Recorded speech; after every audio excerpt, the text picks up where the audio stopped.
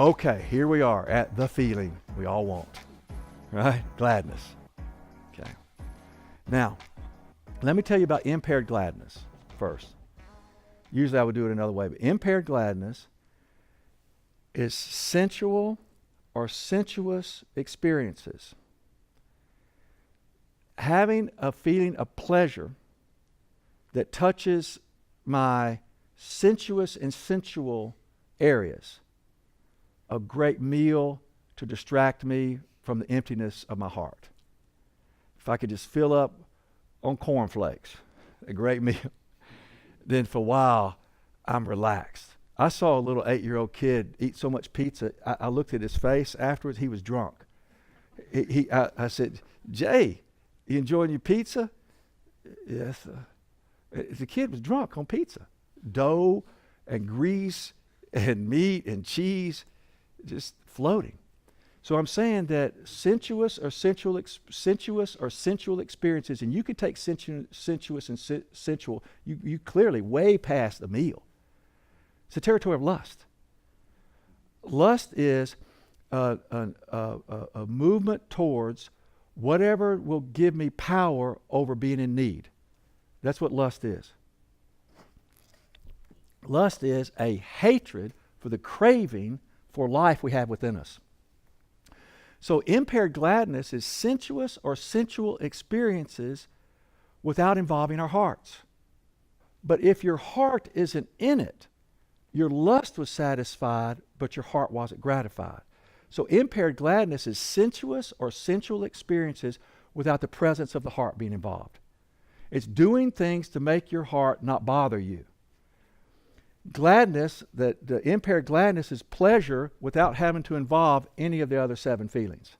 Does that make sense? Okay? So, true gladness is the pleasure of life with your heart being fully involved. For example, if your child grows up, goes to college, gets a great degree, and then gets a great vocational work that this child likes, okay? You are going to be grateful and have gratitude about your child's outcome. But there are going to be times when you think about the graduation, and the graduation will remind you of the child leaving, being grown. And you, the parent, will sit there and start to miss the times you had, which is sadness. And then you're going to have some regret about some things that you might remember that in spite of all the gratitude you have, you'll begin to remember some things that you wish you could have done differently if you're sensitive to love. If you're sensitive to love, you're going to have regret. You're just gonna. Because your WIPs, works in progress, never going to change, which means you're going to keep making mistakes. And staying in fellowship is the admission of the mistakes so you can be forgiven, and the admission of celebration so you can be delighted in. So you stay with your relationships with your children that way, by remaining in confession about being human, from celebration to grief. So then you're sitting there and you're remembering that your child is gone, they grew up, they left, and you start to be sad, and you start to remember regret, and you have the loneliness of knowing you can't go back. You have the sadness of knowing you can't be with them, and it hurts to sit there and be human. And all of that grew out of gladness. Remembering, oh, it's so great that my son, blah, blah, blah. And then in that memory, we remember ourselves. We put ourselves back together, total heart, and we love through pain. Gladness will bring us to pain. True gratitude will bring us to joy that has life sadness in it, life's feelings in it. Anything that has great gratitude in it will also have, this is going to sound strange, but loss. Give me something. Anybody give me something that you're grateful about? God. Okay, you're grateful about God. Okay, have you ever been without God? Which allows you to be grateful for God, because you know what it's like not to have God. And yet, earlier I said that the worst of us get the most of God. meaning that those who are the greatest need of God have the most room for God. And the greatest gratitude that people have comes from normally the worst past and the greatest need that a person has. So our gratitude for God, like St. Paul, even in spite of the beauty of forgiveness, would also keep him in remembrance of where he came from. So do you see our joy is connected, even our gratitude for God is connected to what? Loss, sadness, hurt, loneliness, fear. Oh gosh, it could have been, what I missed, I'm so grateful for. You know, it could have been worse, but it was as much as it was. So do you hear gratitude even for God awakens us to healthy shame? Our neediness. I needed God. Oh, I remember where I was, what happened, and where I am now. Isn't that amazing? And Paul's great, incredible passion, anger for God was directly related to him being, I was a person who killed people like me.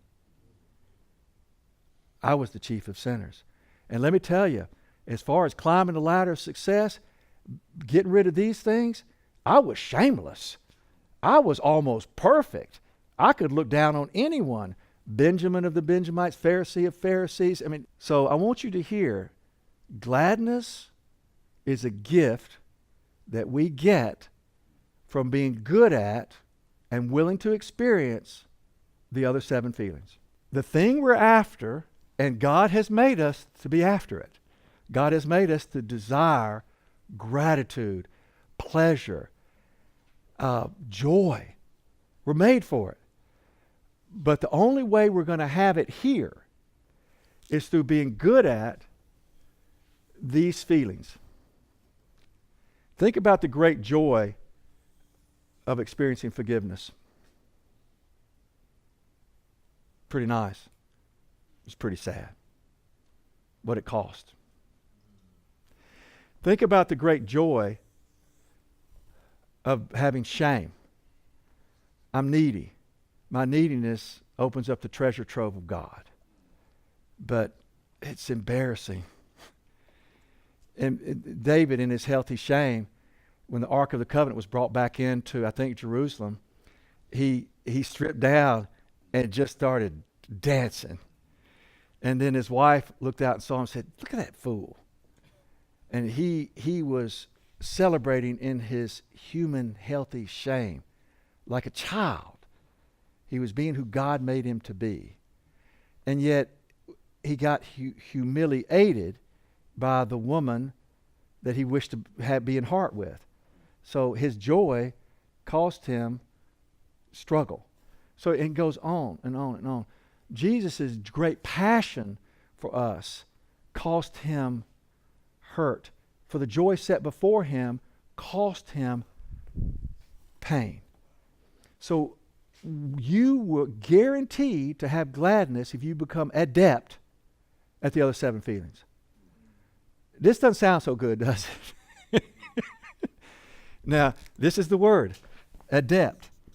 So gladness, joy, the gift of gladness is joy with sadness. Gratitude with sadness. Every time we have great gratitude, we're going to have some sadness come with it. If you can't permit sadness or hurt or loneliness or fear into your life, you can't have gratitude. You can't have real celebration. Because for every celebration, there is an ending. And if you can't handle the ending, then you've got to do everything you can to make the celebration continue falsely. So with all that said, those are the 8 feelings. And everything we're looking for comes from being good at the 7 feelings we don't want. Your joy awaits you. Now, wait a minute. It's not just about the feelings. The feelings don't do it.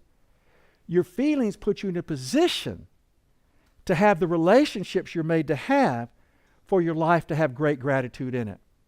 As we end with feelings, remember, you and I are created as emotional and spiritual creatures who have brains that are made to think about what's happening in our hearts and express it.